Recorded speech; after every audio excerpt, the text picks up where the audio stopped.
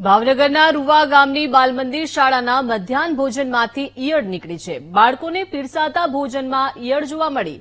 બાળકો ભોજન ખાય તે પહેલા જ ઈયળ જોવા મળી। વાલીઓએ અનેક વાર ખરાબ ભોજન અંગે ફરિયાદ કરી હતી।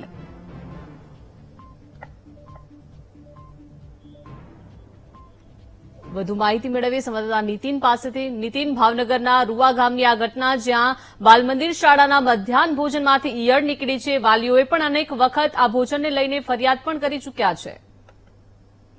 જી ચોક્કસ કે જે પ્રકારે સરકાર દ્વારા જે મધ્યાહન ભોજનની યોજનાઓ ચાલતી હોય છે, ક્યાંક ને ક્યાંક વિવાદમાં આવતી હોય છે। આજની જે ઘટના છે, ભાવનગરનું જે રૂવા ગામ છે ત્યાં આગળ આંગણવાડીના જે બાળકો છે એમને નાસ્તો આપવામાં આવતો હોય છે, એમાં ઈયળ નીકળતા હોબાળો મચી ગયો છે। વાલીઓ અનેક વખત પણ ભૂતકાળમાં રજૂઆત કરી છે, તેમ છતાં જે મનપાનું તંત્ર છે એ જાગતું નથી અને એના પ્રકારે કહી શકાય કે બાળકોને આ પ્રકારનો અખાદ્ય જે ખોરાક છે એ મળી રહ્યો છે। આજે જે ઘટના હતી કે આમ તો બાળ મંદિરમાં રજા રાખવામાં આવી હતી, પરંતુ જે નાસ્તો છે એ લોકોને ઘરે લઈ જવા દેવામાં આવ્યો હતો બાળકોને। એટલે બાળકો જયારે ઘરે પોતાના ઘરે આ નાસ્તો લઈ ગયા હતા ત્યારે ઘરે તપાસ કરતા આ નાસ્તાની અંદર ઈયળ જોવા મળી હતી। એટલે વાલીઓ છે એમણે મહાનગરપાલિકાના અધિકારીઓને પણ જાણ કરી છે અને આ અંગે ફરિયાદ પણ કરી છે। જી આભાર નીતિન, વિગત સાથે જોડાવા બદલ। તો ભાવનગરના રૂવા ગામની આ ઘટના જ્યાં બાલ મંદિરમાં અપાતા ભોજનમાંથી જીવાત નીકળી છે। બાળકોને પીરસાતા ભોજનમાં ઈયળ નીકળતા હોબાળો થયો છે। મહત્વનું છે કે વાલીઓએ આ પહેલા પણ અનેકવાર ખરાબ ભોજન અંગે પણ ફરિયાદ કરી ચૂક્યા છે। આજે આંગણવાડીમાંથી ઘરમાંથી આપવા માટે ટિફિન આપવામાં આવ્યું હતું। ઘરે બાળકો જે રીતે ભોજન લે તે પહેલા જ ત્યાં ઈયળ જોવા મળી હતી। રૂવા ગામની આ ઘટના જ્યાં બાલ મંદિરમાં અપાતા ભોજનમાંથી જીવાત નીકળી છે। બાળકોના ભોજનમાં બેદરકારી કેમ તેને લઈને પણ અનેક સવાલો થઈ રહ્યા છે। સડેલું અનાજ કેમ ઉપયોગમાં લેવાઈ રહ્યું છે તેને લઈને પણ સવાલો થઈ રહ્યા છે। બાળકોને વાસી ભોજન કેમ અપાઈ રહ્યું છે। આજે આંગણવાડીમાંથી અપાતા ઘરના ટિફિનમાં ઈયળ નીકળી છે। ઘેર બાળક ભોજન લે તે પહેલા જ ઈયળ મળી આવી છે। વાલીઓએ પણ અનેક વખત રજૂઆત કરી ચૂક્યા છે, પરંતુ તંત્ર હજી મૌન સેવીને બેઠું છે। બાળકોને પીરસાતા ભોજનમાં ઈયળ નીકળતા હોબાળો થયો છે।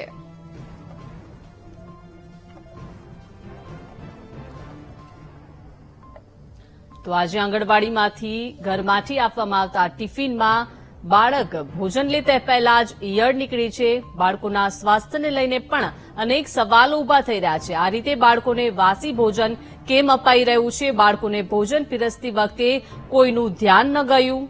આ ભોજન બીમાર પાડી શકે છે તેવું ભોજન છે।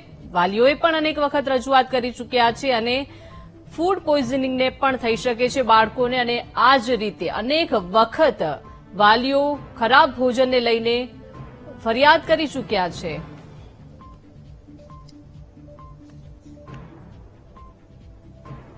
તો આપણી સાથે કોંગ્રેસ નગરસેવક છે જયદીપસિંહ ગોહિલ જોડાઈ ગયા છે। જયદીપસિંહ, સ્વાગત છે વીટીવી ન્યૂઝમાં। જે રીતે આજે જે બાલ મંદિર છે, આંગણવાડી છે, તેના ઘર માટે જે ટિફિન આપવામાં આવ્યું હતું ત્યાં ખરાબ ભોજન નીકળ્યું છે, ઈયળ ભોજનમાંથી જોવા મળી છે અને વાલીઓએ પણ અનેક વખત રજૂઆત કરી ચૂક્યા છે। આપની પ્રતિક્રિયા? ભાવનગરમાં આવ રેડિયાર તંત્ર હોય ને એવું શાસકોને શાસન થઈ ગયું છે।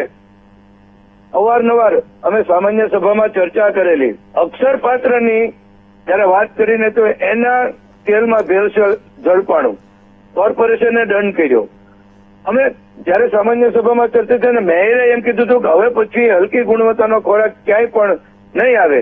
ત્યાં જ તાજેતરમાં રૂવા આંગણવાડીમાં આ મોટાને નથી વેચતા, એની સાથે બાળકોની સાથે પણ આવી રીતે ભોજન હલકા પ્રકારનું આપી, હલકી ગુણવત્તાનું આપીને એની હારે પણ અન્યાય કરી રહ્યા છે। કોઈ પણ સંજોગોમાં આ ચલાવી ન લેવાય।